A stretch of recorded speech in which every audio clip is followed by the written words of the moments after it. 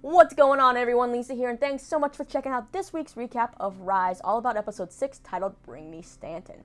As expected, Lou continues his selfish ways, trying to put on this musical where it's his way or the highway, no matter the cost to the kids or volunteers he has. But by the end of the episode, he's slowly starting to turn a corner. Like, really slowly, though. I feel like I say that every episode, and then he kind of slowly backs back up around the corner. So, yeah, it's going to be a nice back and forth. Not so nice, actually, before the end of the season. This is also a big episode for Gwen and Sam, as well as Simon, who tries to figure out his sexuality after Jeremy confronts him, and also for Robbie, who has to decide whether it's musical or football. So let's just break down what's happened with our characters. Robbie's been having a hard time at practice, messing up plays, which causes Coach Sam to pull him out of the practice and put in QB2 Johansson, which Robbie is not happy about it, and it even causes him to snap at Coach. Now, all I'm thinking about is, did Coach really just call Robbie's helmet a hat? Well, Robbie ends up getting benched for the game because Coach thinks he's a liability and their season could get cut short since Robbie's losing focus. Now, Robbie goes and seeks advice from Lou and asks what he would do, and it's like, come on, Robbie, you already know that Lou and his selfish ways would not tell you to pick football. Lou ends up saying that he thinks that Robbie's going to be missing out on a very special once-in-a-lifetime opportunity if he's not on stage opening night with the True. He also sucks up to Robbie by saying that Robbie's not only a great football player, but also a great actor, so he should go call the coach's bluff. So Robbie marches into Coach's office and tells him that he's not quitting either the play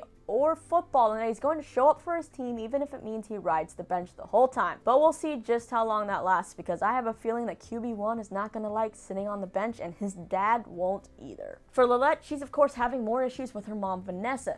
She's trying to encourage Vanessa to get a job because now Lillette has to pick up all the afternoon shifts to make up for everything, and that means she can't go to rehearsals. Well, she ends up actually being able to go to rehearsals because they moved them for her, but more on that later. Vanessa doesn't want to give in to the stereotype or hurt her pride, so instead of taking any of the jobs that are available to her, she decides she's going to sue Anton on the restaurant for sexual harassment, which Lillette isn't happy about because that will take time and money, which of course they don't have. And of course, there's also the whole musical, which Lillette doesn't want to give up because for the first time she's part of something she believes in. Well, at the end of the episode, as Lillette rehearses Mama Who Bore Me, Vanessa just so happens to conveniently walk in and listen to the performance and start crying, and then we see that she has indeed taken a job as a housekeeper at the hotel where none other than Coach Sam is staying.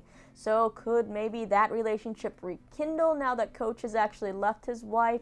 What's going to happen between these two? For Tracy, she's still the one half of the drama duo that cares about the kids in the show, unlike Lou, who just seems to be using them as workhorses so he can prove something to himself. She reaches out to one of the students in the show, Sasha, who has found out that she's pregnant, and Tracy comforts Sasha and also goes to be with Sasha when she tells her dad the news. Now, for the selfish half of the duo, Lou is not only messing up things with his family by not making time for them because of the show, but he's also messing up the lives of the kids in the show. Since Lillette has to work afternoons now, he's decided to move rehearsals till later, which is not making anyone happy, and I'd like to give Clark's mom a huge high five and a hug for finally speaking the truth. You've kept them late every night this week. My son has a midterm tomorrow. Are you crazy? It's just a damn play. You need to get over yourself. The kids also end up turning on each other and arguing and, thinking that Robbie and Lillette get the royalty treatment and all of this stuff. When it comes to Lou's set, he's adamant about building a life-size replica of the model that Maisha's built, and he's not budging, even though both Tracy and Mr. Clump tell him it's impossible. It's going to cost too much money and there's not enough time. Gail is pretty forgiving after Lou missed their date night, which I don't think I'd be, but she does give Lou some advice, telling him that he's always been resourceful and it doesn't need a fancy set. After, of course, Lou whines about how this beautiful set is what's going to make the show, and the musical was supposed to send a message to the people of Stanton and represent them. Isn't it more about the kids just connecting with art and putting on a good show, doing something they love? Well, Lou has decided to be resourceful, and he tells the kids he doesn't need this fancy set. Instead, he tells them to go out and go out and find things around Stanton that represent the city, as in the title of the episode, Bring Me Stanton. So the kids end up coming back with things like a railroad crossing sign and lights, a stained glass window from the church basement, a jukebox, a chalkboard, desk chairs, and stuff like that. Now, as they're searching the city for items, Gwen, who is still having issues with her dad, and was going through his stuff, texts a group of kids to meet her at the steel mill. She brought the kids to the steel mill to get the Stanton steel sign, but it's kind of too big and impossible for them to get on their own, so they decide to just have a party and drink instead. She then sits and talks with Gordy, who wouldn't skip class with her earlier, and there's more bonding and flirting between these two. The cops eventually come though and break up the party, and the kids escape out the back except for Gwen, who stays behind because she knows she won't get in trouble. Now, since the cop that showed up owes Coach one, they don't arrest Gwen, and Sam comes and yells at Gwen. She finally lets out what she's been holding on to and why she's been so cold to Sam, which he's obviously been taking really hard too. It's that this whole time she blamed her mom for the divorce, but it was actually him who broke them, and she just wanted the stupid sign, but it actually doesn't mean anything to her, so she says forget about it. Well, what she said has resonated with Sam, and we see him deliver the last piece of the puzzle for the set. He and a group of guys actually bring the Stanton steel sign, which is a grand gesture on his part, and lets Gwen know that he hears her and wants to start to make things right. But we know it's going to take a lot of work still.